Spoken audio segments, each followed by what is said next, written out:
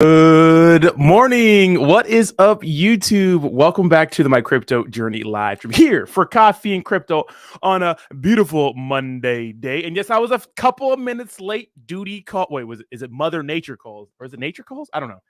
But your boy had to pinch one off. You see? So happy Monday. Let's shake off the Monday blues with some cryptocurrency news. And I hope you all have had a fantastic weekend and happy Easter. Hope you had a good Easter yesterday. You know what I mean? I'm Shane. Hope you had a fantastic Easter. And let's get it, ladies and gentlemen. Smash the like button. And yeah, how was your weekend? Let me know in the comments down below. And if you're new to this stream, I do start the news at the 5-minute mark. And we spend the first 5 minutes just kind of hanging out with the chat, chatting with the chat, catching up a little bit. And then we'll get into the three major stories today. And of course, the big sushi swap exploit that now community members are calling, quote, suspicious. Then we'll talk about the huge Shiba Inu news, which is huge. I mean, it's debatable, right? And then we'll talk about the Ethereum situation, the Shanghai upgrade happening in a couple of days, which is really dividing the community. We'll see what's going on. But guys, what's up? How y'all doing? What's up? And we have a new member, Bud Yeti. Welcome to the Degenerates. That eggplant looks oh so nice next to your name. Welcome to the pit. One of us. And the question, the poll of the day, no giveaway today, but I'm going to be doing some ledger giveaways. Would you like to do one ledger stacks giveaway? They should be coming out very, very soon. 2 Nano X's or 3 regular ass ledgers. Let me know. Whatever wins, we'll go ahead and do some giveaways. Awesome. Good morning. How you doing, baby? What's up? What's up? All right, let me start from the top. So we can get into it. Of course, we got Javi in the chat. Javi, missed you, bro. Yes, smash that like button on the way in. Thank you so much, Javi. I always love seeing Javi in the comments. We fired up. We got Selmo Fudd, XRP Army in the house. We got Obeyed. What's up, baby? Jay Hawk, Sacco Hunt. Somebody speak to my manager. What's up, Gabe? Racket Club. What's up, baby? Richard Roy. What's up, baby? Andrew, Jason. What's up? Good morning, sirs. Good morning. Small whale. Good morning. Good morning. You're a small whale. What do we call that? What do we call small whales? We have Ken. What's up, Ken? How you doing? Good morning. Good morning. Hope you're all having a fantastic day. You guys, so I made a troll video on Mononoke Inu yesterday, and people literally took it seriously. It's like, guys, watch the video before you comment. Maybe they watched it and didn't understand that. There's no way you watched that video and it's like, I was really bullied. $7,000 of volume, guys. Come on. Have some fucking common sense, right? Jesus Christ. Mizzy, Matt, what's up, baby? How you doing? We got the whole squad in here. Slim Cheeses, boo this man. Adu, I'm not usually late to Coffee and Crypto, but day, man, nature calls and woo. Frank, good morning. Good morning. May you be well. Good morning. Good morning. Rob got it. Good morning. Slim Cheeses. Many. Give me a second. All good, bud. Yeah, I see the eggplant still golden. Awesome. How you doing, bro? What's up, Awesome? I did not Twitch radio, and it seems like as time goes on, literally CBDCs are becoming more and more of a thing that's going to happen, and I'm not happy about that.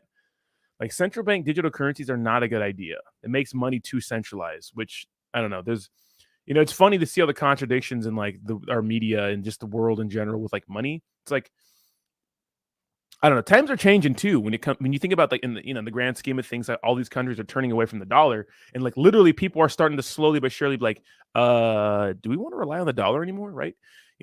So I don't know. It's an interesting time. A lot of people think that it doesn't matter, but I think it will matter over time, right? And there's all these talks about China invading Taiwan and World War III and yada yada yada yada yada. I mean, it is what it is. We'll see what happens if there's really going to be a freaking World War III or it's just more posturing. One part of me believes that, yes, we're going to go into a major war. The other part of me believes that we're too fat and happy to do any sort of war. You know what I mean? I don't know. It's kind of crazy to me. We'll see what happens, but oh yeah. So what's up with the Terra Luna stuff? Maybe we'll talk about that at the end when I finish the news. But yeah, there's a lot of Terra Luna stuff. Was some liquidity drained or something like that? It's crazy. There's a lot of drama. I spoke to Classic Crypto on the phone the other day, and then I spoke to Awesome, and then I followed the Zardar guy here on Twitter, and it's just all confusing. I don't know what the fuck's going on. Awesome, you would be the guy to know that. Maybe you can. Oh no, you have a stream. Maybe the 850 you want to hop on or some shit so we can go over it, because I just don't understand what's going on, and there's a lot of Terraport rugged. Oh, Yeah, Classy still owes me a G. But anyways, let's get into the news and let's talk about the first news, right? Which is the sushi swap hack. Now, a lot of people don't really care because the person that was affected kind of has a shady past in general. But first, let's do a market kind of recap first. Give me a second. Market recap, and then we'll get into the sushi swap news. Forgot about it. I've been chatting with you guys. Forgot about the market recap. All right. So what's interesting is that the cryptocurrency market in the green, but the traditional markets looking a little red right now, which a lot of people are liking because they think that it's a good thing that the cryptocurrency market is decoupling from the traditional market. Now that's fine, right? That's fine. It's good to see that, but it makes it less predictable, right?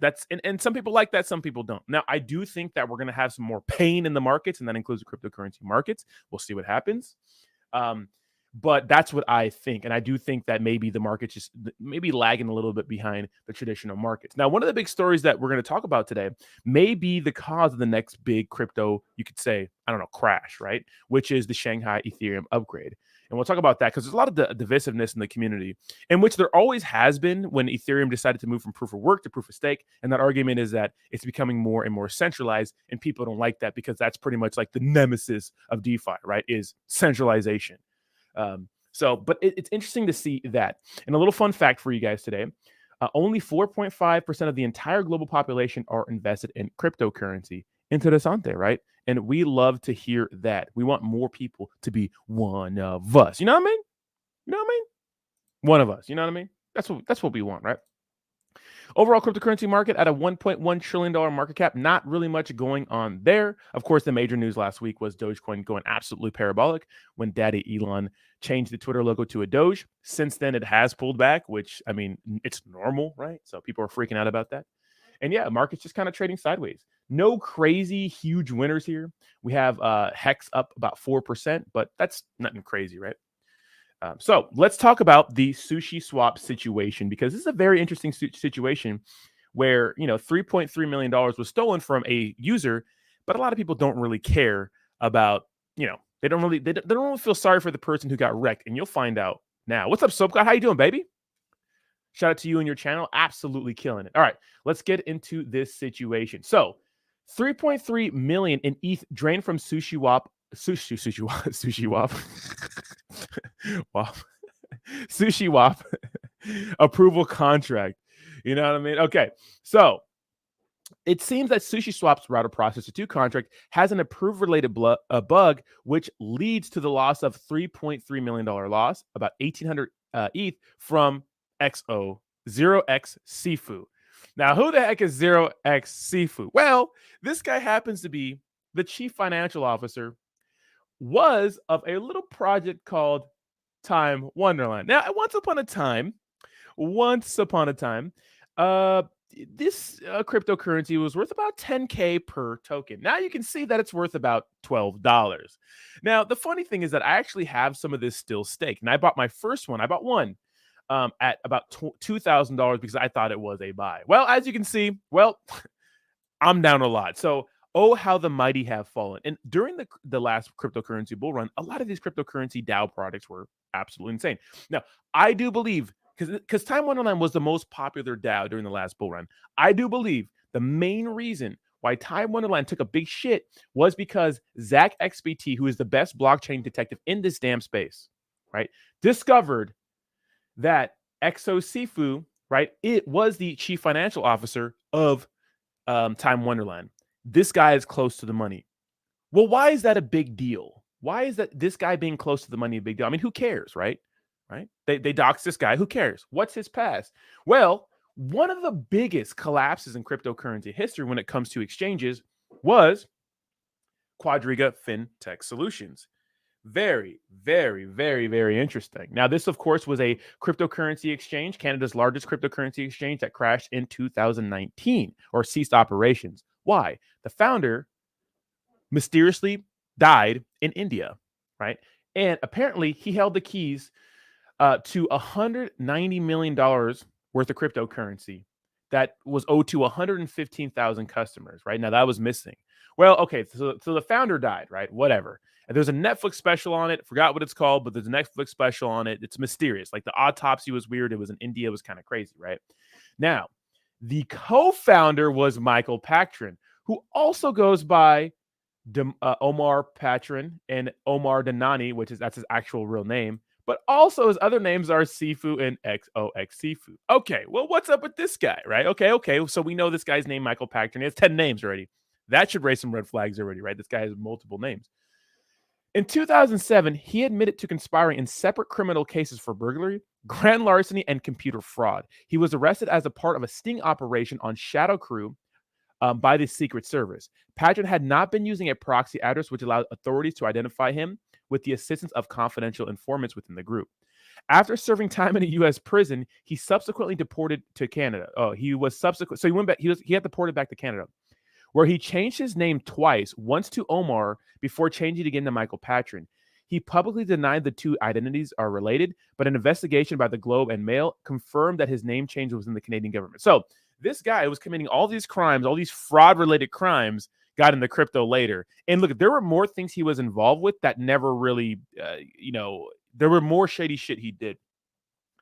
Wow. So that's the issue with DeFi, is that when someone's not doxxed, they could have a past and we might not know about it. Like, for example, I'm not accusing anybody, but maybe if like Satoshi from Shiba Inu got doxxed and we found that he was like a career criminal, who would keep buying Shiba Inu? I mean, some people would, you know what I mean? But I mean, yeah, so there's a lot going on, when it comes to doxing people.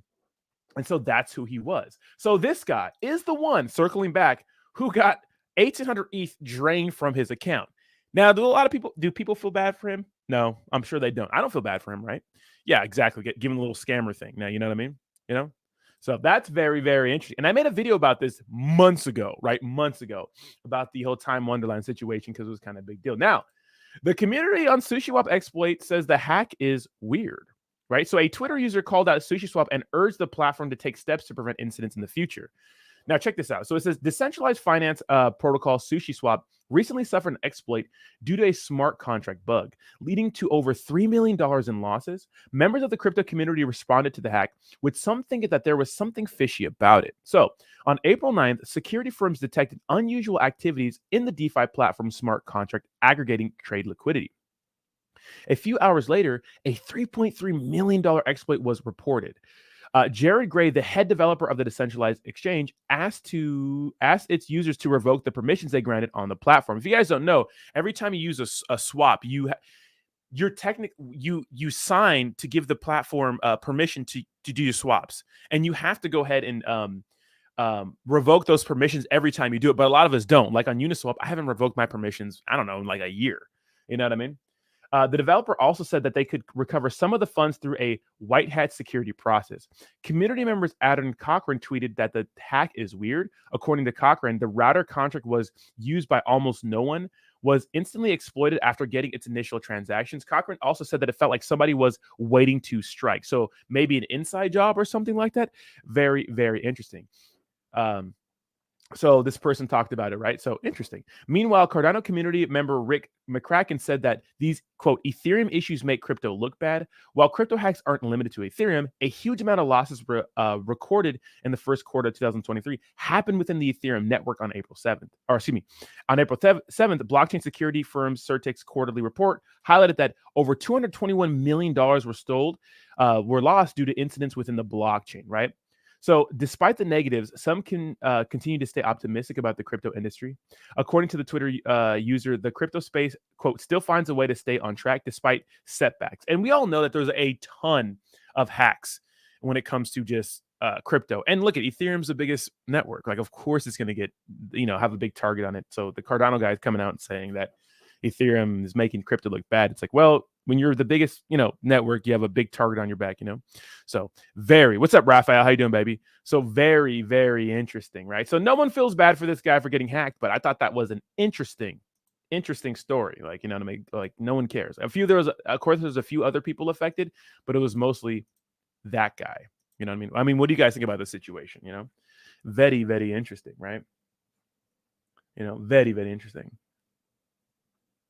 Ari says, why is the market sending when there's so much FUD coming out and back? I don't think it's sending. Actually, let's check Dex tools, see if any of our little small cap guys are sending. We have Volt in the lead today. We have Shiba Inu right there. We have WAGMI, Tectonic, Saitama, then of course Volt, Bone, and MMA. Oh, Volt on the Matic network is down. So not a big deal. Not too much of a big deal. You think a small fake out is coming? We'll see. I mean, the market's kind of trading sideways, plus or minus 5%. I always think it's trading sideways, right? That's just my opinion, but who knows? You know what I mean? Who knows? Who knows? Who knows? You know. Good morning, Crypto Priest. How you doing? Good morning. Good morning. Johnny Blaze, maybe I could do a little segment on that. You know, you have to go to it's a process. Let me do maybe I'll do like a video on that. You know what I mean? Maybe I'll do a video on that. Yeah, no, yeah, 1% isn't. So for the traditional markets, it could be sending, but like you see, the traditional markets are all down today, right? Well, most of them, right? So Dow Jones, Nasdaq, S&P, all down, right? Everything's down, but cryptocurrencies, green. But the thing is, like, they say people are happy, like, because I read this morning that this is like the first time in like 2 years that we're seeing like continued decoupling from the traditional markets, and I'm like, you know what? Yeah, that's good. It's good, but it becomes less predictable, right? Because a lot of people didn't like the fact that the cryptocurrency markets were moving with the rest of the markets. You know what I mean? And of course, this happened around the pandemic, right? But I like the predictability of it. To be honest, I do like the predictability of it. That's just my opinion, though. What's up, Jake G? What up, baby? No one does it better than the boys. Not a goddamn person, Jake. Jake's in Miami. I wish I could have went, but feels good staying home and get back on track and everything and handle all. I finally finished my taxes. Let's just say, taxation is theft. Anyways, I'm salty about that. I don't pay anybody money. Damn it. But it is what it is. Got to pay taxes, right? Government will come after your ass if you do not pay taxes. Okay, so the next story, we're going to talk about SHIB. All right, we're talking about Shiba Inu a little bit here. And I'm actually pretty excited more than ever for the SHIB ecosystem. And we're going to have more people on the channel talk about SHIB in the coming weeks. And we're going to work some stuff out. Maybe get some new tokens and stuff like that. But so far, we don't have any new tokens to really talk about. But let's talk about some of the news with Shiba Inu. And I'm actually pretty bullish on it, man. I think that they do have the potential to be something great if everything works out. Now, of course, recently, Shiba Inu has made some pretty big changes to pretty much just how they handle things in the community, right? And, the most notable thing of that, or the most notable change, was switching from, non-docs people, who are like, figures, figures in this space. Wow, I'm seeing a lot of comments about Terra Luna project rugging. Oof. Well, yeah, of course they're rugging, guys. Come on now. We all know what it is. But interesting shift for Shiba Inu in the culture, right? Because you switch from having these community members and being kind of funny and a joke to like more of a professional business. And it's to me, it's the natural flow of things, I think, right? I think that it's the natural flow of things. And a lot of people don't like it. A lot of people do. I think that it's fine. And when you listen to Shytoshi, Marcy, and some people on the inside talk about it, it makes sense to me, right? It makes sense to me. Now, one of the big warnings they put out this morning was just make sure, everybody notices this. A lot of people here, at least on my channel, understand this. Guys, if you get airdropped a fucking NFT to your fucking, your wallet, and you know what I mean, and you look it up on OpenSea and it's like some shady looking thing, but it's selling for like thousands of dollars, don't sell it. It's going to eat it's going to clear out your wallet, right? It's a scam, right? We get that all the time. So if you see any NFT airdrops by the Shiba Swap deployer, it's probably not, you're not getting airdropped from SHIB, right? If it's too good to be true, it's probably too good, right? And yes, SHIB army in the house. So just keep that in mind, guys. Just fucking relax, right? Relax, okay? Now, of course, the biggest thing, right, that's going to separate Shiba Inu from the rest of the entire meme coin market, in my opinion, is Shibarium, right? It's not just Shiba Swap. It's getting on their own network and being able to be kind of the hub for meme coins in the future. And let me tell you something, meme coins will build in Shibarium, right? There will be a lot of tokens launched within the Shibarium ecosystem. Now, I read an article yesterday that talked about how everything moves with Dogecoin, because it's interesting, right? Because when Dogecoin pumped off of the news of Elon Musk changing the Twitter logo to a Doge, what we didn't see is like Ethereum and Bitcoin really move. We saw meme coins move. Interesting. which means like pretty much there's a market within a market, right? Obviously, we have a meme coin market and we have like a cryptocurrency market. Now, when cryptocurrency or Bitcoin and Ethereum as a whole tends to send, we see other cryptos tend to follow it, right? Most of the time. But when Dogecoin sends, all the meme coin sends. Now, what's going to be interesting, and I can't wait to see this, is when they have a nice like ecosystem and like a nice like catalog of meme tokens that are going to be launched in the Shibarium ecosystem. It's going to be interesting to see when Shiba Inu sends the rest of these token products moving with it, which is very exciting and it makes it predictable. One of the reasons why we like meme coins so much is because they can be kind of predictable, right? Especially at launch and especially in the bull market at launch and pre-sales, and when meme coins tend to run, everything else runs with it. Like a lot of people were like, oh, Saitama pumped this and Shibnobi. It's like everything pumped at the same time, but some pumped crazier than others. Obviously, there was 100x's, 10x's, 1000x's, 10,000x's, crazy shit like that, right? But it's going to be cool to see all the meme tokens in the Shiba Inu ecosystem send. Now, I also read another article that's very interesting too.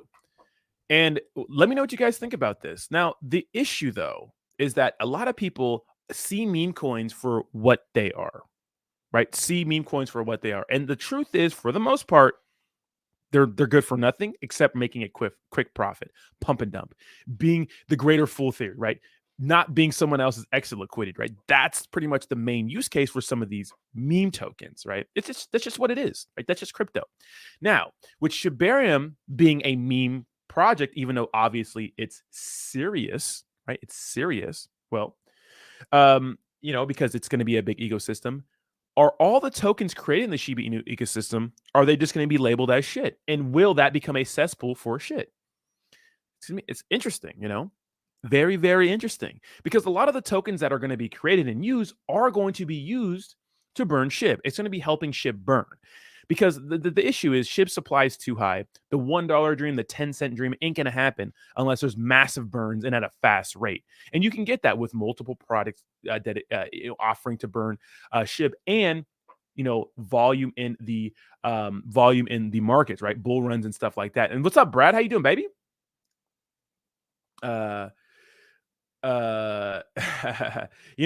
So very, very interesting scenario, you know what I mean, for Shiba Inu. So it's like what I don't want it to become is a breeding ground for just shit coins. We have to have tokens and stuff like that with actual decent utility and want to be more than just quick pump and dumps, because that's not what we need, right? That's not what we need.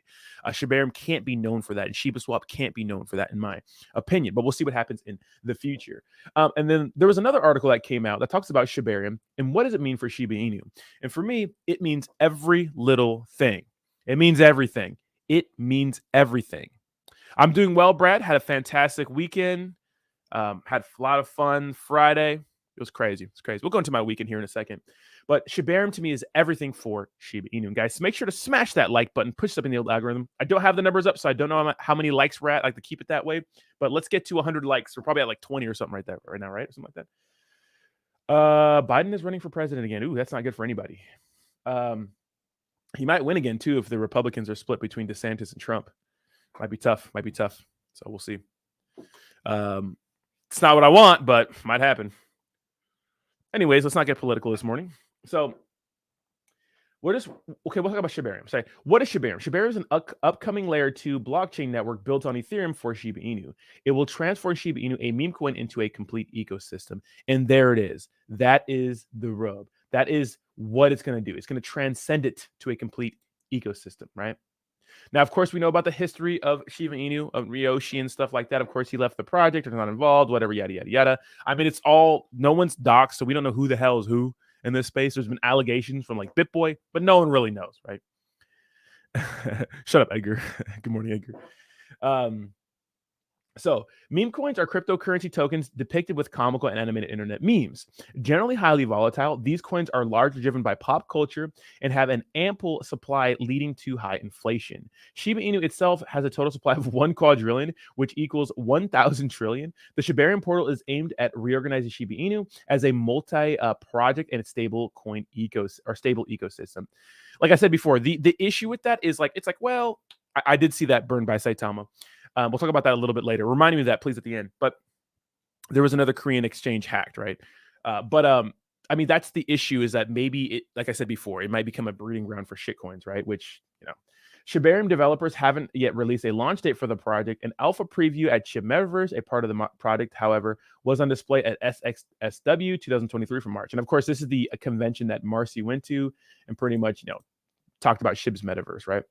The release was originally planned for February 2023, but was delayed because the developers were keen on launching an error-free version after thorough testing through various phases. Now, if there's one thing I've known in cryptocurrency, and there's one thing I've begun to expect, is just delays. Delays. Good morning, Roger. You ready to see Muse and Evanescence tonight? Gonna go fucking jam out with my clam out.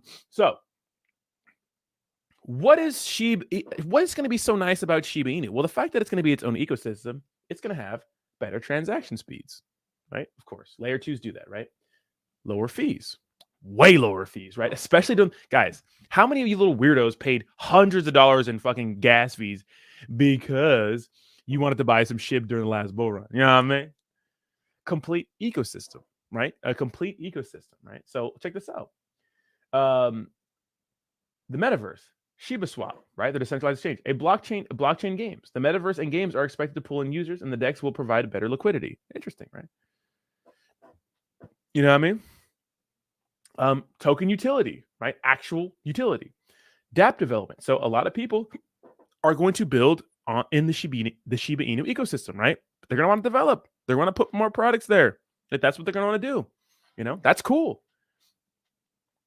This tells you how a Shibarium will work. We won't go into it, but check this out. So which coins will make up the Shibarium ecosystem? Now, one winner, in my opinion, is Bone. Obviously, Shib, yes, Bone. Because it's a governance token on ShinaSwap. Bone is now a utility token in Shibarium. Developers are paid in Bone. The token supply is capped at 230 million coins. All those three things, right? All those three things are super important, right? Super, super important. Right, supply is capped at 230 million coins. That's great, because in the meme coin space, we usually see this crazy hyperinflation. So it's going to be nice not to have that, right? Of course, you have Treat and She. I mean, we'll see what's up with this, but it might be their stable coin, right? What is the role of SHIB Metaverse and Shiba Swap in the Shibarium ecosystem? So we know what the role of the Metaverse is and Shiba Swap is, right? So we know that. But I mean, and I'm gonna make a standalone video after this. But the big news to me is like how big Shibarium is going to be during the next bull run, in my opinion, especially for minting meme coins. Now, I know a lot of people didn't like that Shibarium came out now, or it's not out really, right? The test net, right? But I think it's going to be good going forward, because, we're building in the bear. And then when the market starts to run again, I mean, it's going to give it's already going to be there and ready to rock. Hopefully, right? Hopefully. Now, like I said, what I've done in cryptocurrency space is just like expect delays. Always expect delays. There's always going to be delays, right? Just always. Like, I don't expect anything but delays going forward. So, so that's the Shiba Inu news.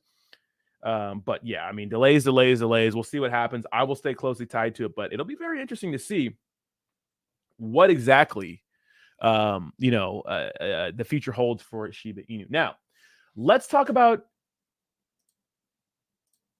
Ethereum.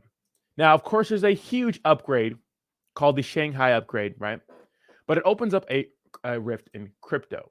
Now, one of the big things with the Shanghai upgrade is that, check this out. So we'll go into the rift here in a second between proof of work and proof of stake, but let's talk about what could happen, right? So how will the Shanghai upgrade impact ETH's price, experts explain?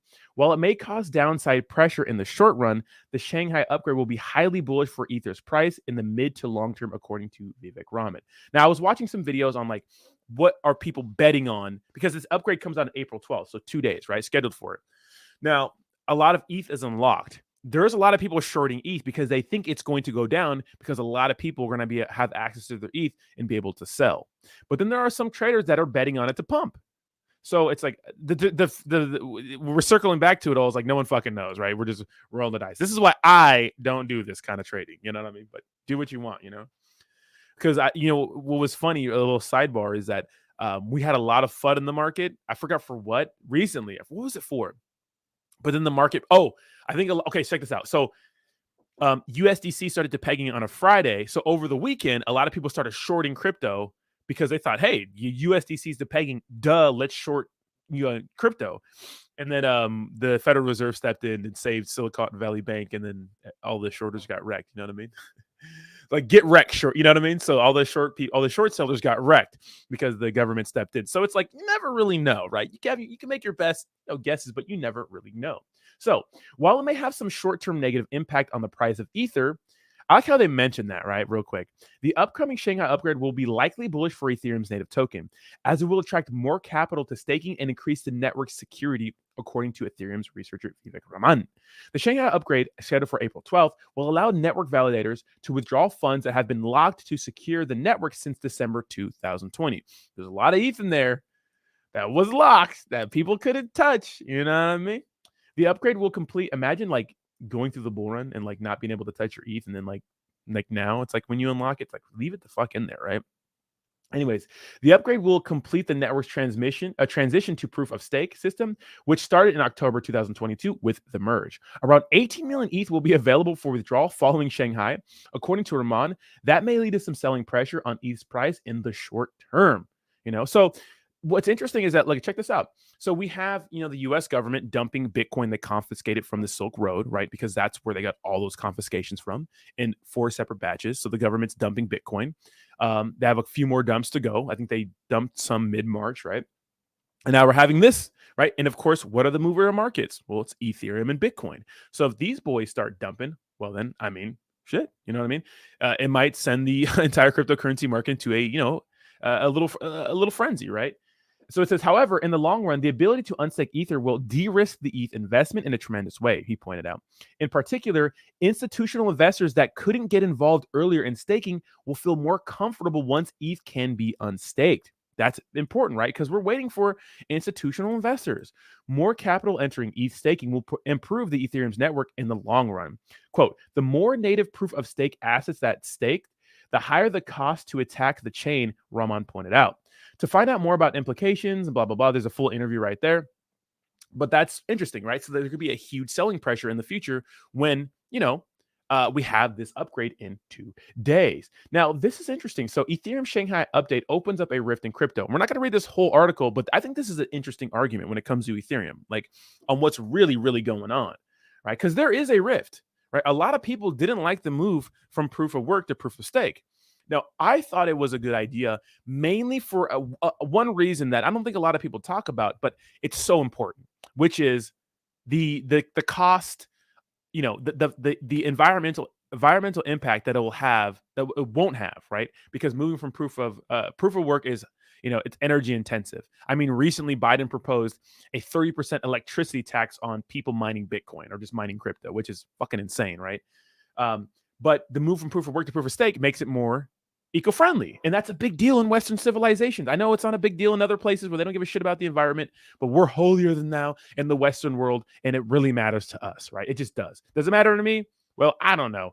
I'm not some fucking scientist. Some people say climate change is around. I'm not gonna get into that here. I don't fucking know. Okay, so check this out. It says so at 19:27 Eastern time, so that's 4 p.m. on the West Coast on April 12th, the Ethereum blockchain, home of the world's second most popular cryptocurrency, Ether, will finally sever its links to crypto mining, right? And this is pretty much the final upgrade from moving from proof of work to proof of stake. Within the Ethereum bubble, a sense of anticipation is building. Some are planning viewing parties for the occasion, codenamed Shanghai, the update to Ethereum's cap-off process after, quote, the merge, which fundamentally changes the way transactions are verified on the network secured. So check this out. This is how proof of work and proof of stake work.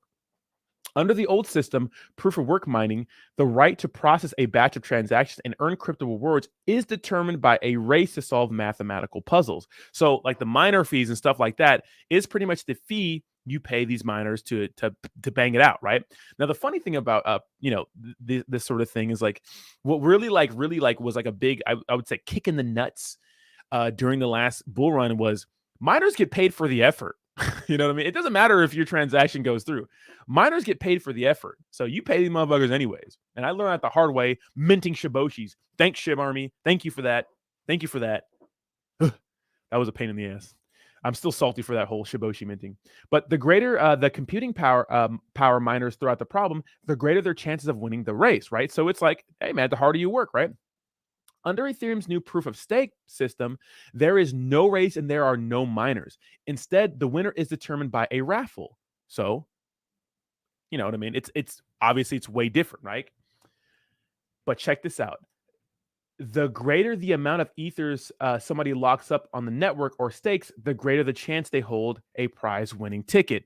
Well, that makes it more centralized because these large stakers have more of an opportunity, right? It's like if someone's handing out raffle tickets, these big stakers, right, have more raffle tickets than the rest of us. It's not guaranteed they're going to win, but there's a better chance. So that's why people don't like this a lot. So by demonstrating a large-scale blockchain, by demonstrating that a large-scale blockchain can shift one system to another, Shanghai will reignite the debate over whether the practice of mining that still supports Bitcoin, the most widely traded cryptocurrency, is viable and sustainable. Figures from the University of Cambridge suggest that the Bitcoin network consumes 107 terawatt hours of energy in 2022, equivalent to that of the Netherlands. So, Bitcoin's, is using a lot of powers, as much power as the Netherlands, of which only just over a quarters came from renewable sources. Prior to the merge, Ethereum consumed roughly 2/3 as much energy as Bitcoin's network, but the move away from mining has cut the consumption, according to analysis by Alex de Vries, data scientist at the Netherlands. What the fuck is this name? The Netherlands, fucking a European bank and creator of Digiconomist, a source of crypto emissions data by at least 99.84%, and that's a big deal, right? A decrease in that, absolutely insane. Quote, the energy consumption problem is Bitcoin's Achilles heel, says Vures. Quote, it's a simple fact that as the price of Bitcoin gets higher, the energy consumption problem gets worse. The more money miners make, the more they will typically spend on resources, hardware, and electricity. That is true. That is true, right? That is true. And I think there was a bill passed today that protect miners in Arkansas. And I believe there was a bill not too long ago to protect miners in Texas. So, what's funny is that we see a lot of red states that are really pro-crypto.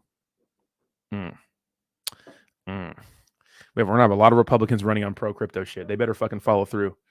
Anyways, but many Bitcoiners dispute the characterization of the network as energy guzzling and carbon intensive, saying that the mining is increasingly powered by renewable energy. So what they're saying is like, dude, it's not as bad as you say it is. In fact, we're using a lot of renewable energy to power it.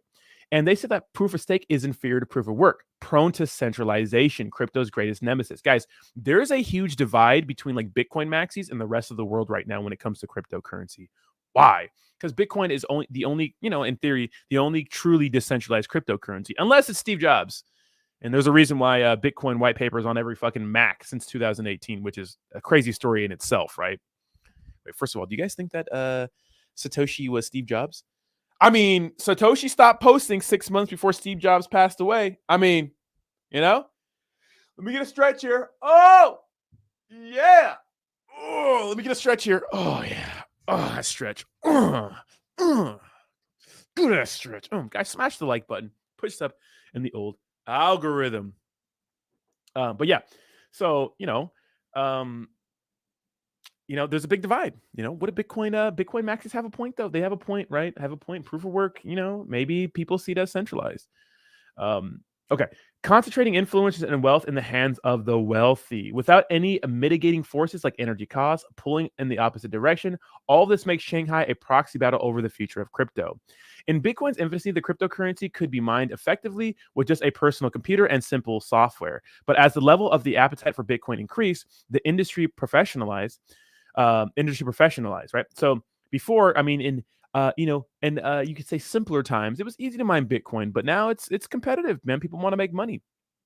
Today, the missing scene is dominated by large companies, some publicly traded like Marathon Digital and Riot Blockchain, that operates gargantuan facilities with rack upon racks of hardware. The largest of these mines, many of which are located in Texas, can draw upwards of 700 megawatts of power. But Bitcoin proponents claim that looking at the absolute amount of energy that the industry consumes misses important context. Far from triggering investments in new fossil fuel plants, miners say that they are incentivizing renewable energy development by plugging the gaps when demand is low. And we'll go ahead and skip out on the rest of the article. But that's the big kind of divide in Ethereum, and that's kind of the drama right now. a lot of people don't like centralized. They think that moving from proof of stake to proof of work, proof of work to proof of stake is just centralized, and it is more centralized, like obviously, right? And any asshole that comes up in there buys a bunch of Ethereum and stakes it. I mean, they're gonna have a higher chance to get picked when it's time to get some ETH. And with Bitcoin, it's staying true. It's staying true. It's staying true to decentralization, DeFi, right? Proof of work. Now, the interesting thing is, I mean, the other day we had, I forgot, that chick out of New York, or was it New York? Really calling Ethereum a security, and then of course we know the SEC doesn't classify, I mean, yet Ethereum as a security just yet. They think Bitcoin and Ethereum are both commodities. So, I mean, it's very interesting. We'll see. But this is the divide in the Ethereum kind of world, and we'll see what happens on the 12th. I think there will be some selling pressure. Now, we'll see if that dumps the entire market. It might, but we'll have to wait and see, right? We'll have to wait and see.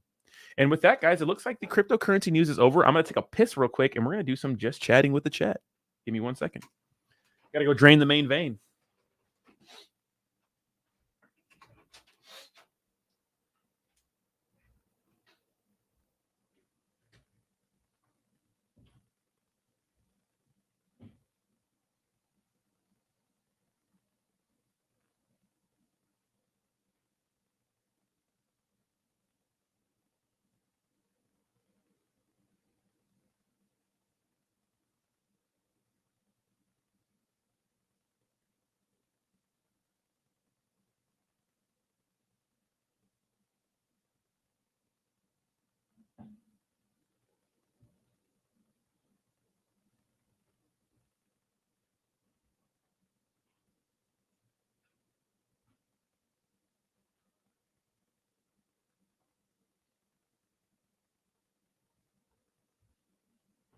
I've been really trying, baby. Trying to hold back this feeling for so long. But if you feel like I do, baby, come on. I'm just fired up today. I'm happy today. I'm happy today because this week was so stressful for me. Like, this weekend was so stressful for me, guys.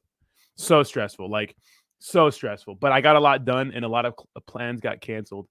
But I'm just happy today because it's mostly all done, and I get to spend some time with my friends at a fucking Muse concert tonight. Thank you, Ryder, for setting that up.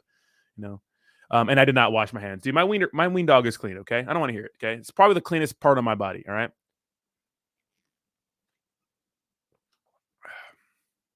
Fucking love Jayhawk. Jayhawk's like my actual bro. Okay.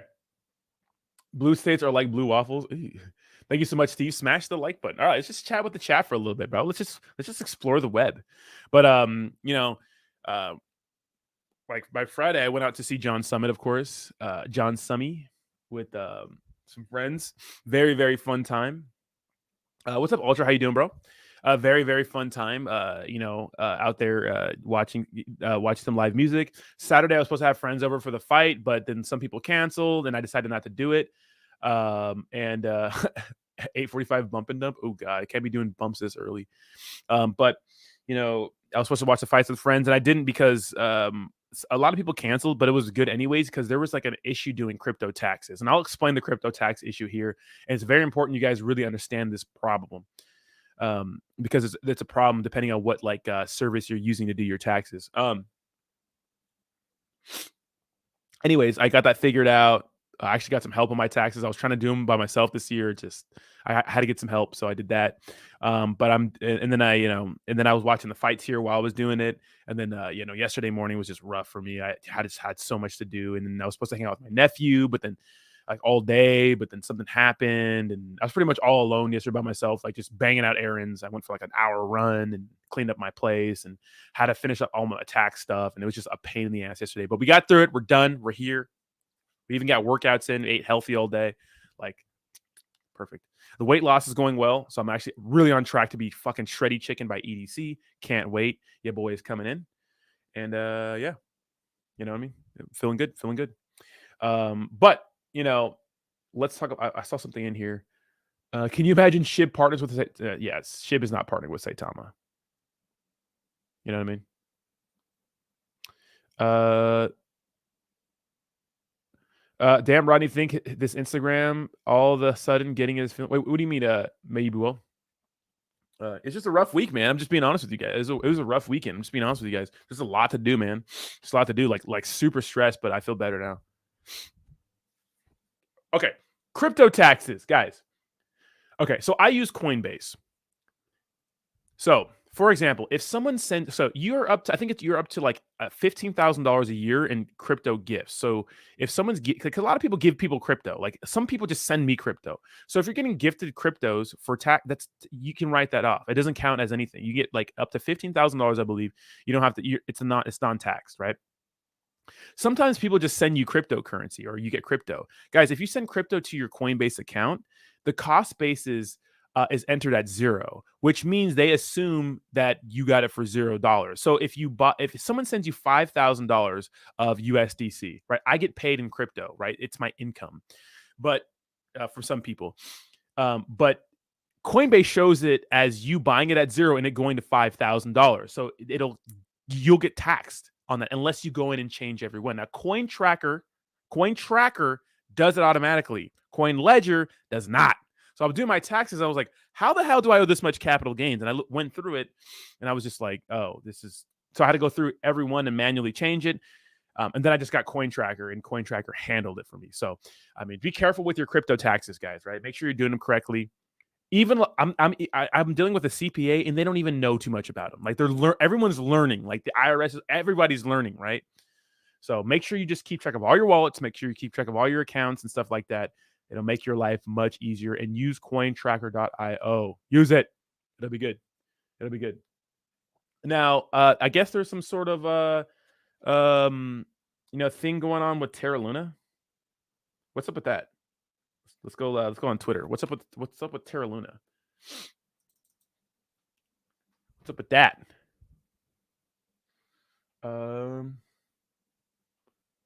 Where's the Terra Luna stuff? Oh, if you guys didn't notice, you may not be here. Apparently, I think I need to get JD and Shibzam back on the channel, but apparently, they met their like a little partnership with Pink Floyd's. I think it was like was he saxophonist or what does he do for him? Scott Page, yeah, from Pink Floyd.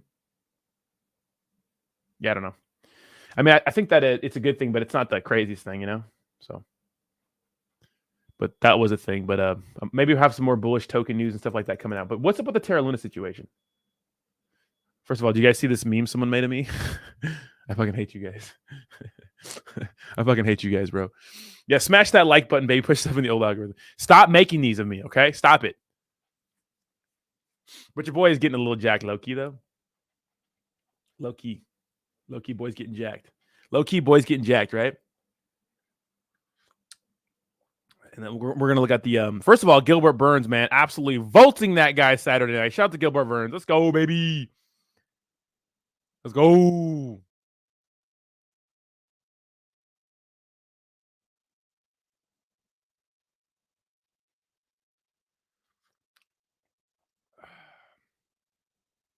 I love this. Welcome back, Diamond Hands. How is the moon? How many of y'all feel like this? Dude, fuck that. Dude, I will never work retail again. I will deliver newspapers before I go back to the retail world. I don't give a shit. You know what I mean? Welcome back, Diamond Hands. How is the moon? That's fucked up.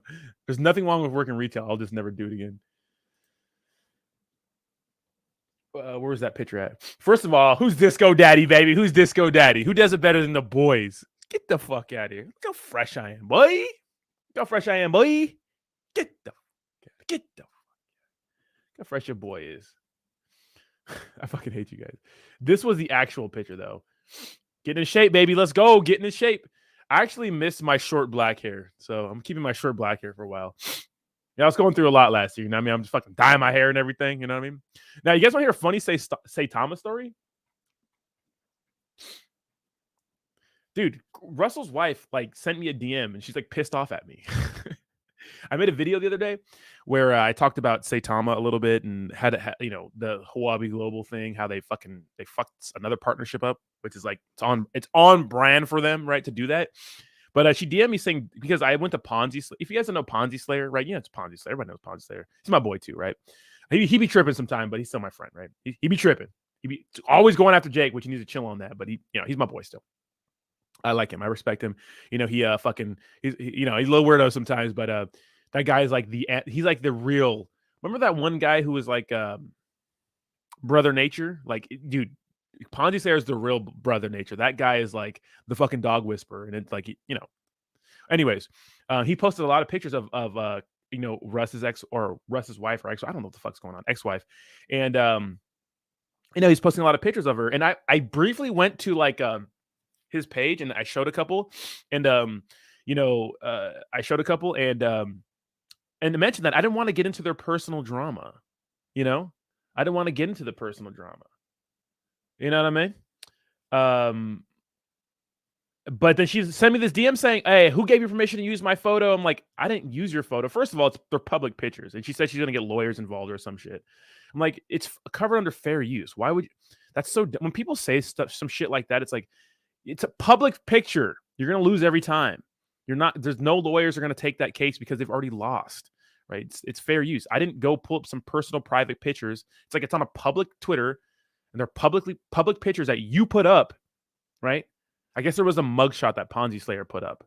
It's like, and I sent her DM saying, "Hey, man, I'm not looking to get into the drama. I have no qualms with you at all. I'm just covering the Saitama story." And then she goes, "It's not about, it's about my kid and stuff." I'm like, what are you talking about? I don't know. This doesn't make any sense. It doesn't make any sense to me. But yeah, it's all weird. It's all really, really weird. You know what I mean? It's all really, really weird. It's a lot going on. And honestly, I don't want to get into like the personal side of it. I just want to roast Saitama. You know what I mean? Yeah, once you post on Twitter, it's like you can't get mad at me for like, talking about something that's on a public place. You know what I mean? But that went down. That was really weird. That was really weird. But another thing I want to talk about is what's up with the Terra Luna situation? Anybody know what's up with that? Can I find something on that? Let me see the Zardar guy. Hold on. This guy's name, is it Zadar? Zardar? It sees. So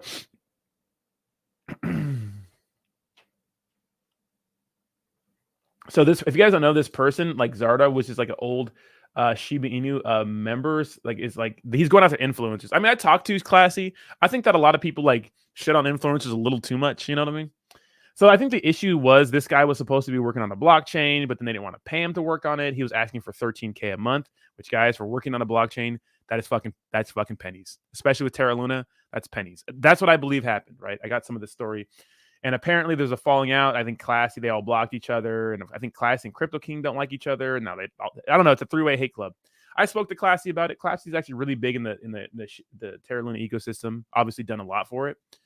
But this guy says, so Classy and Crypto King throw tantrums about me and I end up having more followers. Either they are really poor influencers or just Twitter likes drama, or both. Probably both.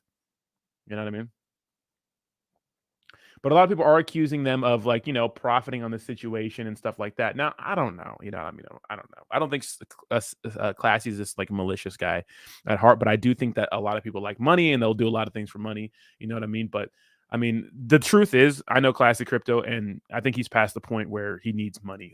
He's fine. All the influencers are fine with money. I'll tell you that. Crypto King, and I mean, I don't know, but you know what I mean. But I know Classy's okay. You know what I mean? Like they don't need to do it for the money. I think it's more for the community engagement and just for work, right?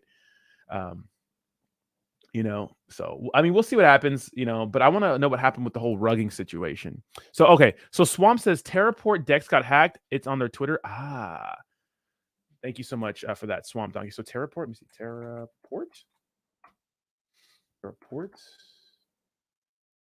What's the Terraport Twitter? Send me a fucking link. Is somebody send me a fucking link? Ponzi shut Sandstorm down. He did, bro. Well, Sandstorm shut up his own self down. You know what I mean? So. Yeah. Oh. Give me a second. Let me stretch. Oh, fuck. Yeah. Oh, my God. That stretch is good. You know what I mean? Love me a nice little stretch. Love me a nice little stretch. Little stretch keys,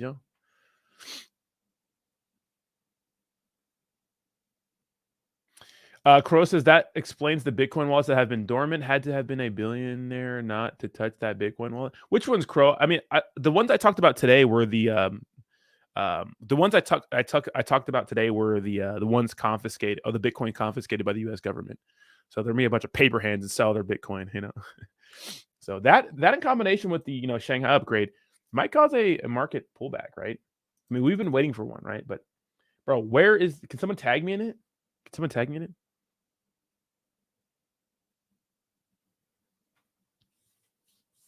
Yo, anyone got Mrs. Sandstorm's OnlyFans? I know. I remember that was such a big deal. Now, because me and Sandstorm had a falling out, right? Obviously, we had a falling out. Me and Sandstorm had a big falling out, right? Because he went over to the dark side with Clear Cryptos, and I don't know. I mean, this is gonna sound messed up and mean, but a lot of people that I would suppose were part of my community and like made their own channels, like got into some shit with like scam related stuff and like some really bad shit with like separate cryptocurrency projects. And I don't know, I felt Sandstorm and just everything. Teddy got caught in the crosshairs with fucking Shibnobi, even though it's not his fault.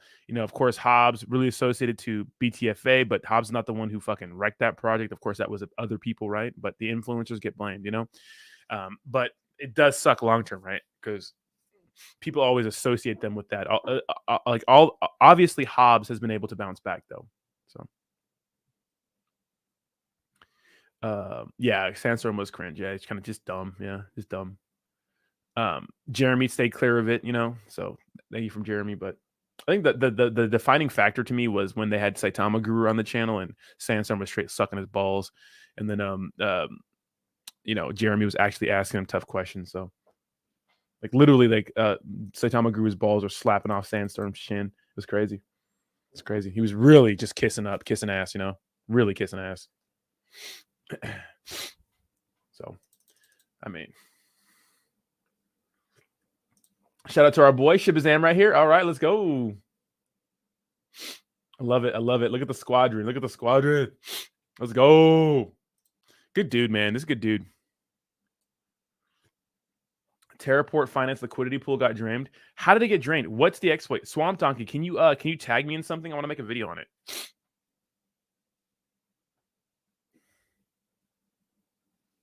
Old Guy Davis taking a break too. Old Guy Davis, everybody's taking a break from content. I mean, I know that we take days off sometimes, but at least we're still here. A lot of people just stop making content.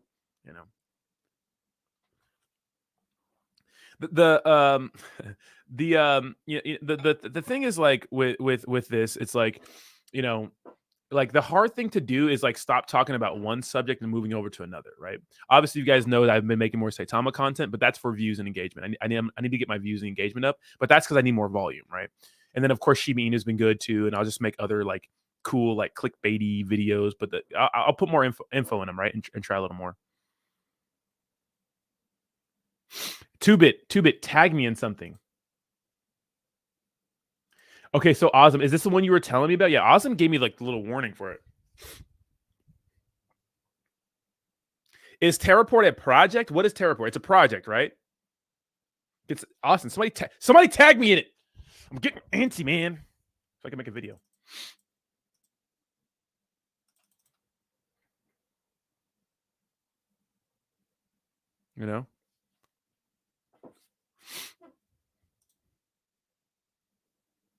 Did Elon Musk change his name to Harry Bowles? Elon Musk changed his name to Harry Bowles. I fucking love this guy, bro. I fucking love. Damn. What's up, Jeremy? How you doing? All right, hold on. Let me. Damn.